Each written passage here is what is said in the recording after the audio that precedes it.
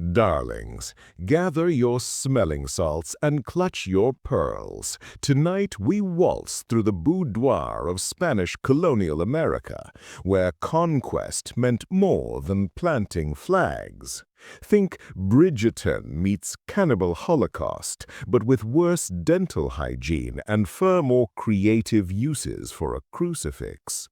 Smash that subscribe button like a jealous duchess smashing a rival's fan, and whisper in the comments, are you sipping this scandal at tea time in Tunbridge Wells or midnight margaritas in Mexico City? Picture, if you will, the year 1521. Hernan Cortez has just toppled Tenochtitlan, and the Spanish crown is terribly keen to civilize the natives. By civilize, I mean baptize, enslave, and bed them in ways that would even Caligula blush and take notes.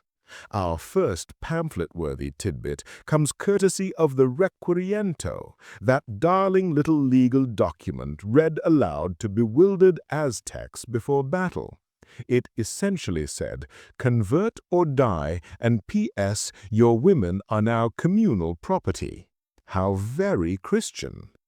Enter the encomienda system. Imagine Airbnb, but the host is a conquistador. The guests are unpaid indigenous families, and the house rules include breed with the landlord or starve. Friars scribbled furious letters back to Seville, lamenting how Spanish soldiers treated native women like walking wombs for future vassals. One bishop, Dia Las Casas, ever the drama queen, claimed a single captain in Peru kept 80 concubines. 80! That's not a harem, darling. That's a logistical nightmare. Modern HR would have a field day. But wait, the plot thickens like over-whipped custard. The Church, in its infinite hypocrisy, outlawed polygamy, yet turned a blind eye when Spanish men collected indigenous mistresses like Pokemon cards. Enter the Bereganas, official kept women who lived in separate quarters, birthed mestizo babies, and occasionally poisoned their keepers when the mood struck. One such lady, La Malinche, Cortez's translator turned lover, whispered battle plans in Nahuatl by day and, shall we say, other intelligence by night. Betrayal, strategy, or just excellent multitasking? You decide. Now, let us sashay to the silver mines of Potosi, where the air was so toxic even the llamas coughed. Here, Spanish overseers instituted the mita system, mandatory labor drafts that separated indigenous men from their villages for months. Result? A sexual free-for-all back home. Spanish soldiers, left unsupervised, hosted what one chronicler called sodomitical bacchanals with the wives left behind. The church responded by building more churches, because nothing says repent like Gothic architecture over a mass grave. And the auto da fe? Oh, honey, public torture wasn't just for heretics. Adulterous Spanish wives caught with indigenous lovers were paraded in sanbenitos, those jaunty yellow tunics of shame, before being whipped through the plaza. Meanwhile, their husbands faced zero repercussions for raping enslaved African women on the same sugar plantations. Equality? Only if you squint through smallpox-scarred eyes. Let's not forget the Costa paintings, those delightfully racist family portraits ranking mixed-blood children like Pokemon evolutions. Español plus India equals mestizo. Mestizo plus Española equals castiza. Castiza plus negro, gasp, a crime against aesthetics. One artist in Mexico City was paid extra to paint the Salta Atrás child, proof that sin skipped a generation. The Inquisition loved those, framed them next to the torture implements. Next time, we'll peek under the cassocks of New Spain's holy men. Spoiler, some habits were very hard to break. Until then, keep your rosaries handy and your morals flexible, darlings. Dearest gossips, if you thought the conquistadors were beasts, wait until we lift the cassocks of New Spain's celibate clergy. Picture Fleabag's hot priest, but with syphilis, a torture dungeon, and a side hustle in baby farming.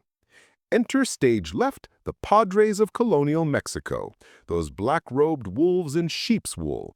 The Council of Trent insisted on clerical celibacy. The colonies laughed so hard they needed smelling salts. By 1650, one viceroy reported 90% of Mexico City's priests kept nieces who were suspiciously fertile. Nieces, as if DNA tests existed. Take Father Núñez de Haro, future archbishop, current monster, who ran a private harem in his Oaxaca parish. His spiritual daughters birthed so many bastards the baptismal font needed a revolving door. When Rome sent investigators, he bribed them with chocolate. Yes, the original sin tax. Meanwhile, in Lima, the Beatas, lay holy women, doubled as clerical concubines. One diary entry gushes, "Padre Lopez disciplines me most thoroughly after Vespers." Discipline, darling, that's what HR calls a lawsuit. The conventos were worse. Nunneries became finishing schools for elite Criolla girls and brothels for enterprising friars. Sor Juana Inés de la Cruz wrote scorching poems about hypocrite priests who preach water and drink wine, then got silenced faster than a TikTok fact check. Her cell? Raided. Her books? Burned. Her lover, allegedly a vicereine, exiled. The church's cancel culture predates Twitter by centuries. Then came the Niños Expuestos, foundling wheels where unwanted mestizo babies spun like roulette.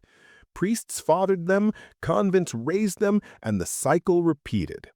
One Guadalajara orphanage recorded 400 infants in a single year. The prioress's ledger noted Father X, 12 contributions. Contributions! Like a GoFundMe for original sin. And the Inquisition's favorite bedroom sport? Solicitation in the confessional. Priests turned "Forgive me, Father" into foreplay. One penitent in Cartagena confessed, "He asked me to describe my husband's member in detail, then offered absolution in kind." The Holy Office's solution? A wooden screen with a hole, just large enough for a rosary or, well, other beads. African enslaved women fared worst. Plantations near Veracruz became clerical playgrounds. One Jesuit wrote home boasting he'd converted an entire Yoruba village by impregnating the chief's daughter under a ceiba tree. The child sold at auction before baptism. Efficiency. Thy name is colonialism. Next, we'll auction off the viceroy's other vices, because nothing says loyal subject like a royal bastard with pox scars. Keep your fans fluttering, darlings.